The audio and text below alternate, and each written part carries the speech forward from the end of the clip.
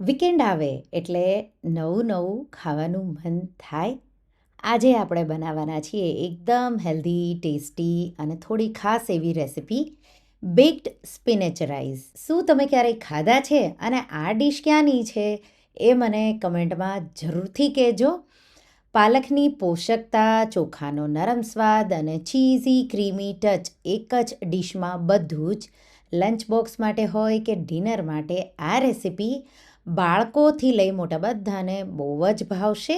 Hello friends, તમારું સ્વાગત છે મારા કિચનમાં. જો તમને આવી ઇઝી અને હેલ્ધી રેસિપીઓ ગમે તો ચેનલને લાઇક, શેર અને સબસ્ક્રાઈબ કરવાનું ભૂલતા નહીં. આ રેસિપીથી આપણે 4 લોકો માટે આ રેસિપી બનાવી રહ્યા છીએ. વધારે બનાવી હોય તો એ રીતે તમે ડબલ માપ કે ઓછા માપથી ઓછી પણ બનાવી શકો. સૌથી પહેલાં ચોખા. અહીંયા મેં બાસમતી ચોખા લીધા છે. તમે કોઈ પણ વેરાયટીના શોર્ટ ગ્રેન કે લોંગ ગ્રેન રાઈસ લઈ શકો. સારી રીતે આપણે ચોખાને ધોઈ લઈશું 2-3 પાણીથી અને પાણી ભરી અને 10 મિનિટ જેવું ચોખાને પલાળી દઈશું. ત્યાં સુધીમાં મેં 5 કપ જેટલું પાણી ગરમ કર્યું. એમાં 1.5 ટીસ્પૂન જેટલું મીઠું, પલાળેલા નિતારેલા રાઈસ ઉમેરી દઈશું, ચોખા ઉમેરી દઈશું, મિક્સ કરી અને 7થી 8 મિનિટ જેવું મીડિયમ હાઈ ફ્લેમ પર થવા દેશો એટલે ચોખા એકદમ સારી રીતે થઈ જશે. તો 90થી 95% જેટલા જ ચોખાને કૂક કરવાના અને પછી તમારે એને ચારણીમાં નિતારી ઠંડા થવા દેવાના. તો જો તમારા પાસે ભાત બચી ગયા હોય તો એમાંથી પણ તમે આ ડીશ બનાવી શકો.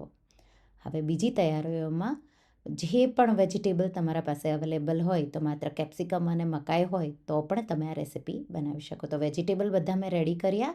સાથે એક બંચ પાલકનો મેં એને સારી રીતે ધોઈ પાણી નિતારી દીધું. તમે એને ગરમ પાણીમાં 2-3 મિનિટ માટે ઉકાળી પણ શકો. હું કેટલમાં જ ગરમ પાણી કરી લઈશ, એકદમ ઉકળતું ગરમ. પાલક ડૂબે એટલું પાણી ઉમેરી અને 3-4 મિનિટ જેવું આપણે એને એમાં રહેવા દઈશું. તો આપણે અહીંયા પાલકની પ્યુરી કરીશું. તો થોડી બોઇલ કરી અને પછી કરો તો એનો કલર અને સાથે સ્વાદ પણ બહુ સારો એવો આવશે. હલકી લગભગ 4 મિનિટ જેવું મેં આ રીતે એને રાખ્યું ગરમ પાણીમાં. પછી આપણે એમાંથી પાણી બિલકુલ નિતારી દઈશું. ઠંડા પાણીમાં તમારે ઉમેરવું હોય તો ઠંડા પાણીમાં પણ ઉમેરી શકો. આ રીતે નિતારી મિક્સર જારમાં ઉમેરી અને પછી સાથે 2 લીલા મરચાં, લસણની કળીઓ ઉમેરવી હોય તો એ પણ ઉમેરી શકો અને સ્મૂધ એવી પેસ્ટ બનાવી લેશું. તો આ રીતે પાલકની પેસ્ટ રેડી થઈ ગઈ. એને સાઈડમાં મૂકીશું. હવે કડાઈમાં 1 ટેબલસ્પૂન જેટલું ઓલિવ ઓઇલ કે રેગ્યુલર ઓઇલ તમે જે પણ વાપરતા હોય એ પણ લઈ શકો.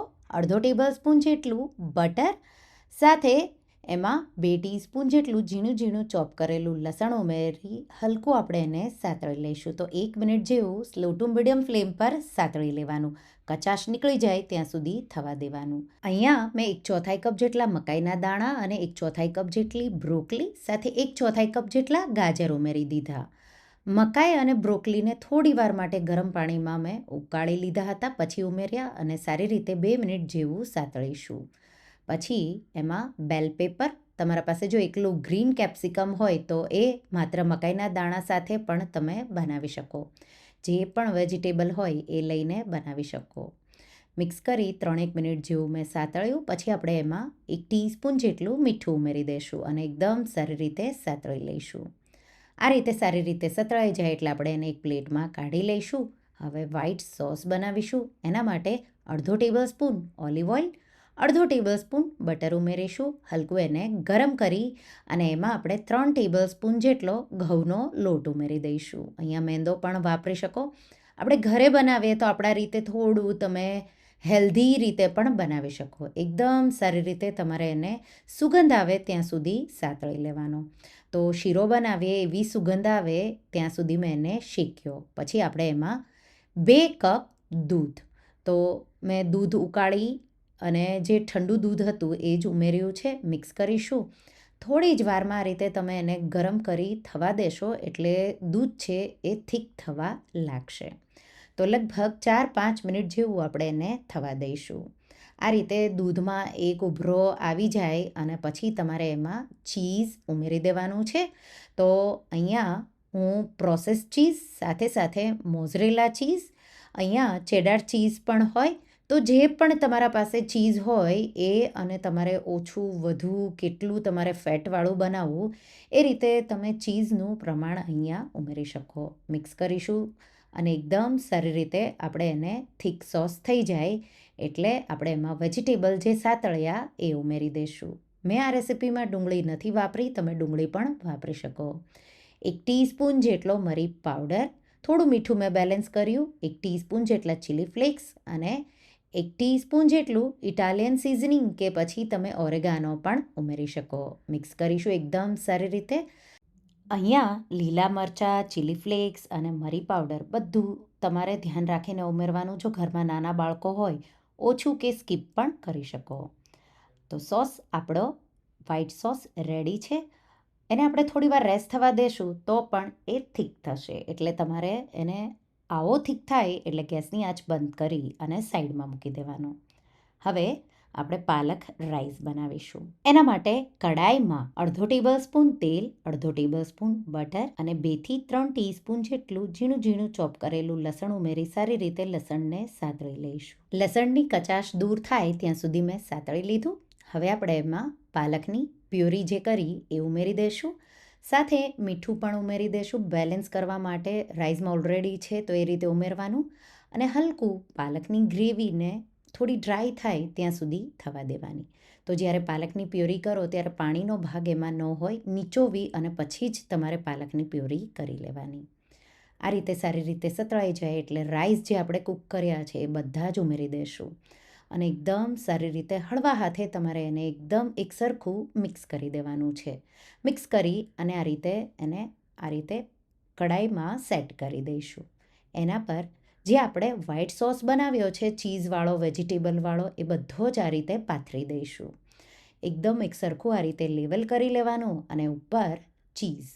હું ઓછું જ ચીઝ વાપરી રહી છું. આમાં ઉપરની સાઈડ તમે mozzarella cheese, process cheese, cheddar cheese, જે પણ ચીઝ હોય એ વધારે પ્રમાણમાં તમે આ રીતે અહીંયા ખમણી અને ઉપરથી ઉમેરી શકો.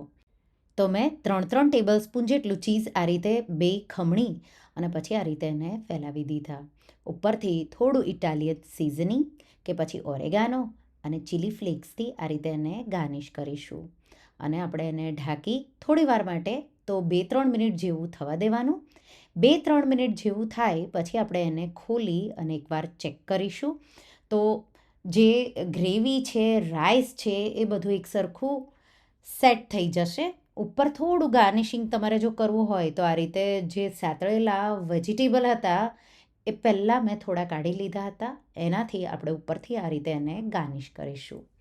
ઢાંકી હવે 10 મિનિટ જેવું સ્લો ફ્લેમ પર તમારે એને થવા દેવાનું. 10 મિનિટ પછી ગેસની આંચ બંધ કરી દઈશું અને તમે જોઈ શકો છો પરફેક્ટ બેક્ડ સ્પિનેચ રાઈસ રેડી થઈ ગયા.